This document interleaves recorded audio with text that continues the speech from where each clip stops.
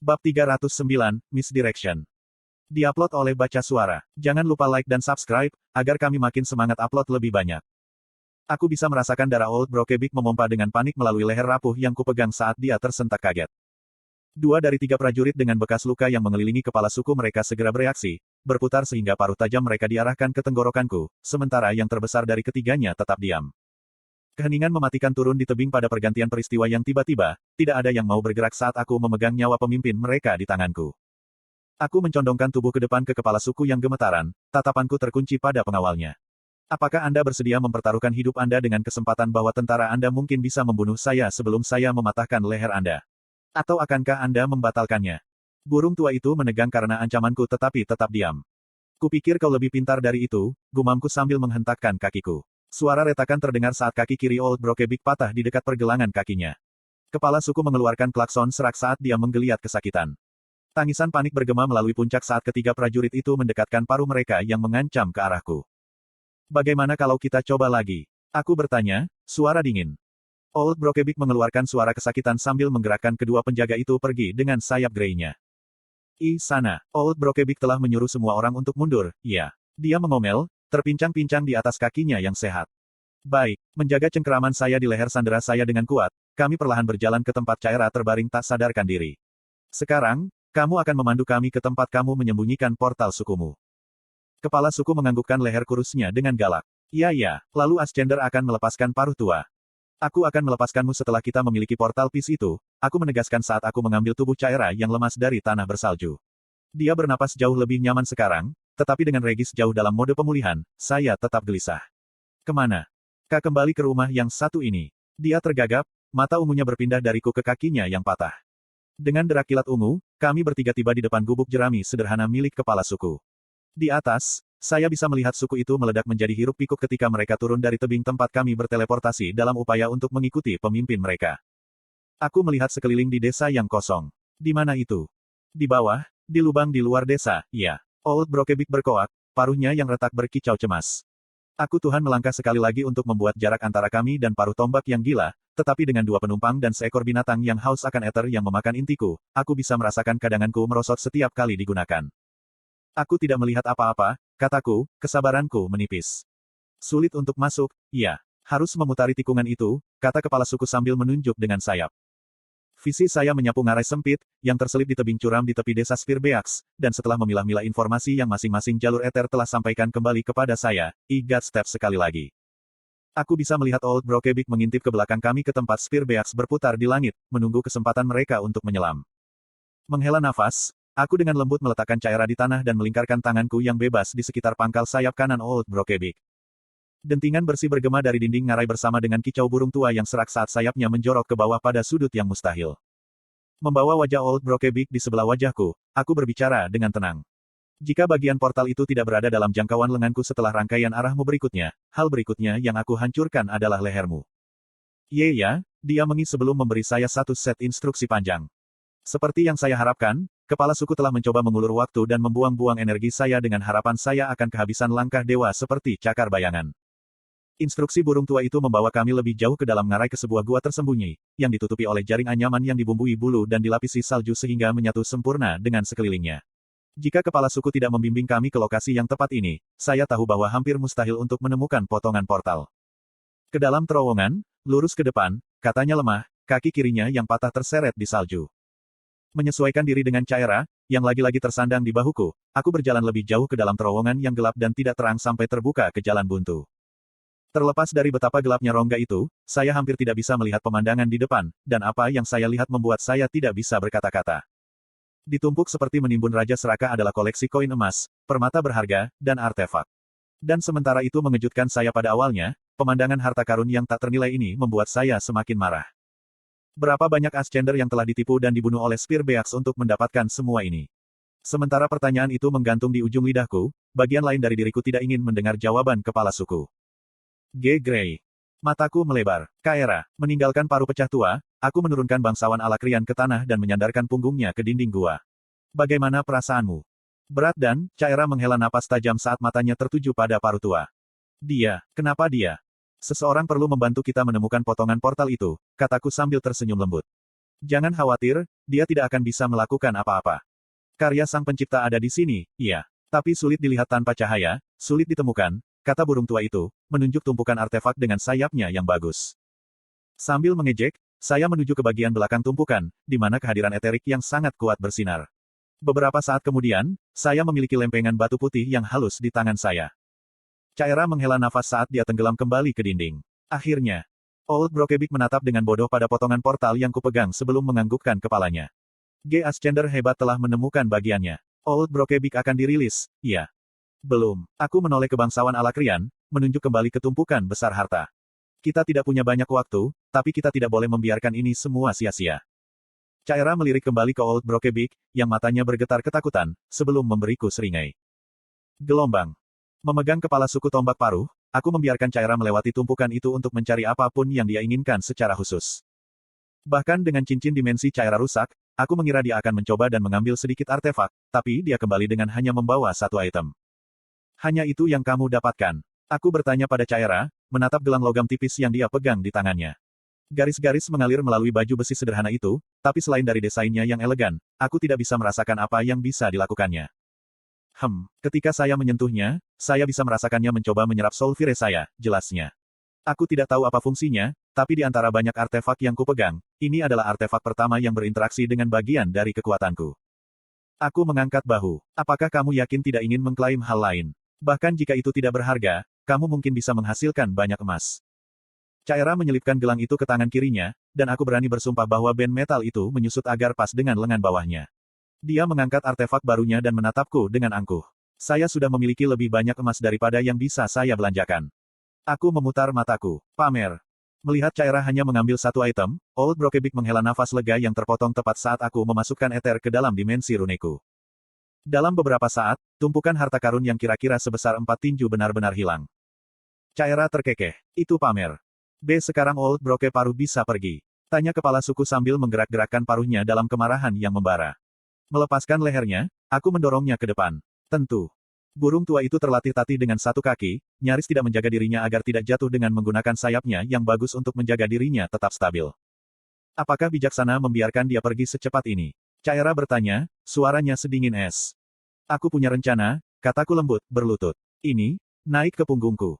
Tidak apa-apa, aku seharusnya bisa berlari dalam 1 menit, dia tergagap, mundur selangkah dengan lemah. Mengangkat alis, saya bertanya, apakah Anda lebih suka saya membawa Anda seperti sekarung beras, atau apakah Anda baru-baru ini mengembangkan kemampuan untuk berteleportasi juga? Setelah jeda, Caira berdeham dan perlahan melingkarkan tangannya di leherku. Terima kasih, katanya, menekan dirinya ke punggungku saat aku berdiri. Regis, berhenti mengkonsumsi eter saya sampai kita keluar dari sini, saya mengirim, mematahkan rekan saya dari keadaan hibernasinya. Apa yang aku lakukan, oh lala, itu adalah skinship yang kalian berdua lakukan, nyanyi Regis. Diam, aku menggeram. Mengambil napas yang rata, aku mengalihkan fokusku sepenuhnya ke sekelilingku. Aku bisa merasakan Old Brokeback terpincang-pincang mendekati pintu keluar.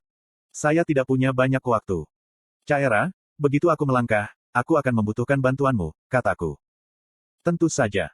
Setelah menjelaskan rencanaku padanya, aku mulai menerima informasi yang diberikan oleh rute percabangan eter yang tak terhitung jumlahnya, mencari satu secara khusus.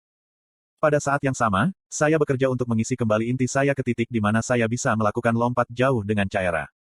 Memfilter lingkungan yang dipenuhi eter, saya fokus pada tanda tangan unik yang dimiliki masing-masing tombak paruh karena semakin banyak dari mereka tiba di mulut terowongan. Tidak cukup. Beberapa menit berlalu saat konsentrasiku terus bergeser di antara rute eter dan paruh tombak yang terkumpul tepat di luar. Aku bisa merasakan jantung Caira berdetak lebih cepat di punggungku sementara bahkan Regis tetap diam dan tegang di dalam diriku. Sekarang. Slot iklan. Kamu bisa pasang iklanmu di sini. Dunia berubah dalam sekejap saat sulur-sulur petir ungu melilit di sekitarku. Di depan saya ada tebing ngarai tepat di atas gua rahasia paruh tua yang kami lewati. Di atas kami ada sekawanan tombak paruh, yang masing-masing pecah menjadi hiruk-pikuk berkokok dan berkokok, bulu-bulu beterbangan saat mereka menabrak satu sama lain dengan terburu-buru untuk mengejar kami. Caira, aku meraung saat aku memutar tumitku. Caira membebaskan tangannya sambil menjaga kakinya melingkari pinggangku saat aku mulai berlari. Menyalakan api jiwanya, dia melepaskan semburan api hitam tepat di tepi tebing, menciptakan longsoran salju, es, dan batu ke arah paruh tua dan sebagian besar sukunya yang menunggu di mulut gua untuk menyergap kami. Sebuah gemuruh memekakkan telinga bergema melalui ngarai, hampir menenggelamkan klakson panik dan cakar dari Spear Beax. Namun, Orang-orang burung di atas mulai mengikuti kami, menyelam ke bawah dalam garis-garis hitam dan grey, cakar jahat mereka terentang. Aku menghindari sepasang spearbeaks saat Caira menembakkan baut demi baut api hitam, tetapi karena semakin banyak dari mereka mulai mengepung kami terpaksa berhenti. Aku akan pergi ke Tuhan. Mundur ke kubah, tapi aku perlu beberapa menit jika aku ingin pergi cukup jauh untuk kehilangan mereka. Aku berkata di atas hiruk-pikuk spearbeaks yang terbang berputar-putar di sekitar kami. Caira melompat dari punggungku, tersandung saat kakinya menyentuh tanah, tetapi mampu berdiri. Beberapa menit mungkin yang bisa saya kumpulkan. Regis, bisakah Anda bermanifestasi? Tanyaku penuh harap. Enggak, masih tidak berguna, katanya, bingung.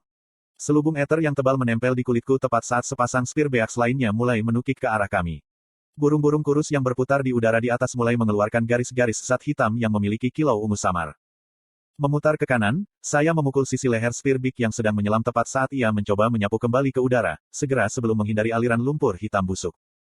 Lendir keji itu memakan salju dan es, dan bagian dari batu di bawahnya, meninggalkan lubang sedalam beberapa kaki. Nah itu baru, komentar Regis. Caira dan aku saling menempel lebih erat, saling membelakangi. Dia fokus untuk menembak burung-burung yang melepaskan pelepasan kaustik sementara aku tetap bertahan untuk terus mengisi kembali cadanganku.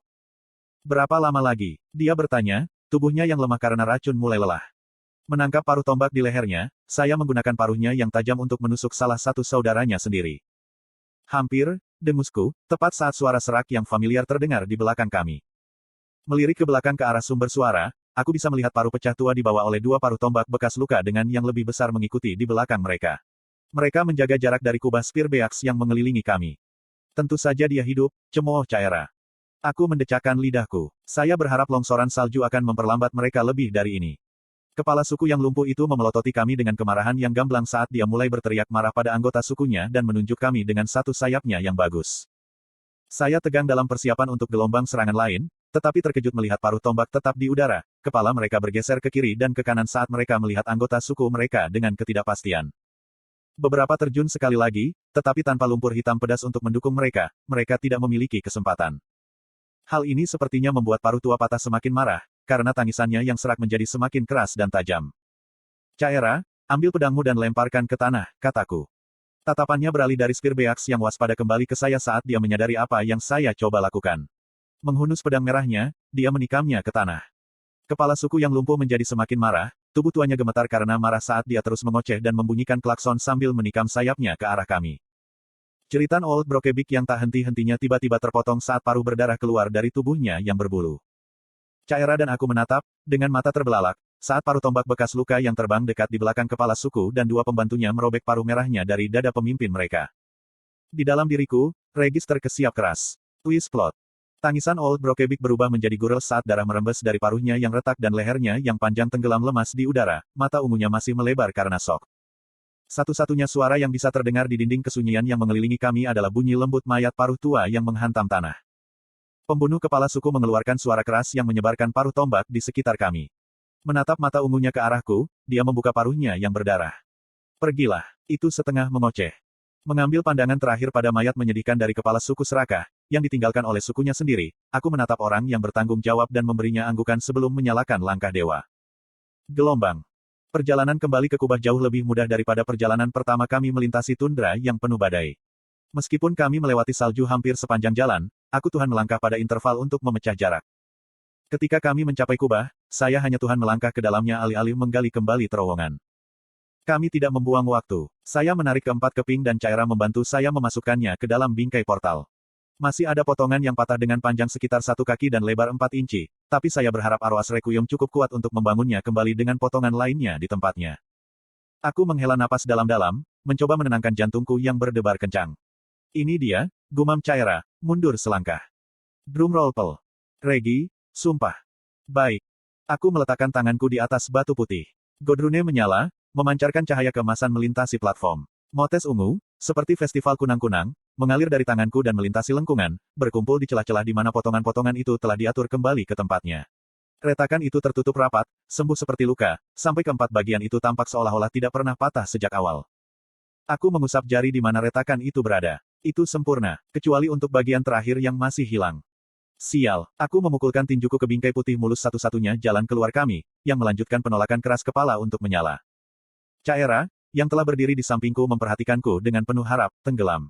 Berputar, bangsawan Alakrian meluncur di tepi platform, duduk dengan kaki menjuntai di tepi.